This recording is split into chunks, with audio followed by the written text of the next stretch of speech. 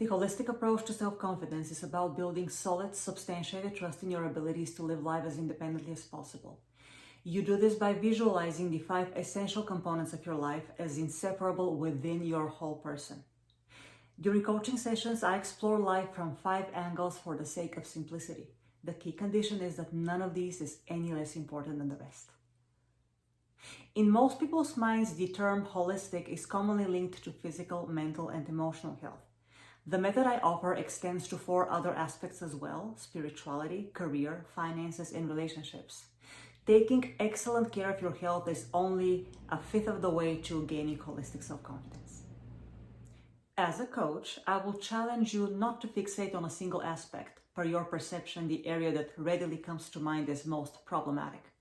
Instead, I'll point your attention to the other 4 aspects, because usually if you have recognized or identified one area that needs care, chances are the other 4 need it just as much, if not more. If you tell me you're having financial problems, I'd want to know what's been neglected due to the lack of money, in addition to looking into the reasons behind your poverty. I'll ask about your current health, spiritual well-being, career satisfaction, financial literacy, and who you choose to hang out with on a regular basis. Relationships influence decision-making with regards to the remaining 4 life components. As we take small steps with each component, you need to develop goals and a plan for every one of these pillars.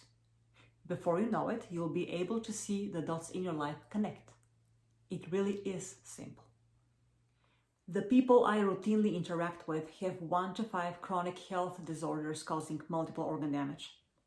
Their lives revolve around these conditions, which they have let go too far, thinking that pharmaceutical drugs will keep them alive and going. The reality is that the drugs barely keep them functioning.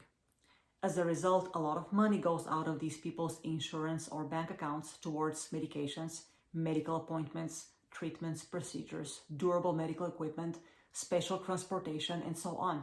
It's a long list. Therefore, their finances are compromised due to poor health.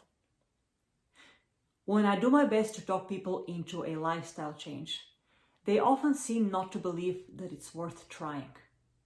I'm afraid what they really don't believe is that they are worthy of the change. Low self-esteem can be the biggest reason for personal health neglect aside from medical ignorance.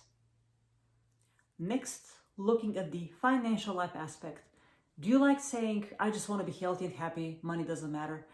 Well, it actually does matter, because working long hours at a job or jobs to make ends meet, not allotting time to your health, especially if you have children or sick relatives, will lead to compromised health, and you'll find out that healthcare costs can drastically limit your financial choices.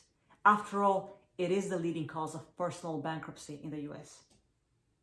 This is why I teach my clients the importance of learning how to invest their hard-earned money into various cash-flowing assets unrelated to a job, so they can afford to work fewer hours and take better care of themselves. What are you investing your money in? Is it sitting in a savings account with no hedge against inflation? Are you buying liabilities or luxuries that don't grow in value, or spending it on people you really shouldn't be spending it on?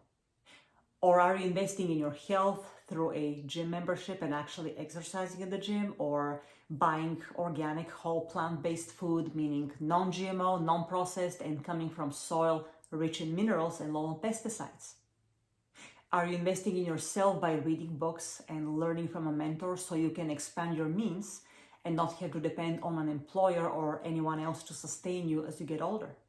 At some point, we will all get older, and sooner than we'd like.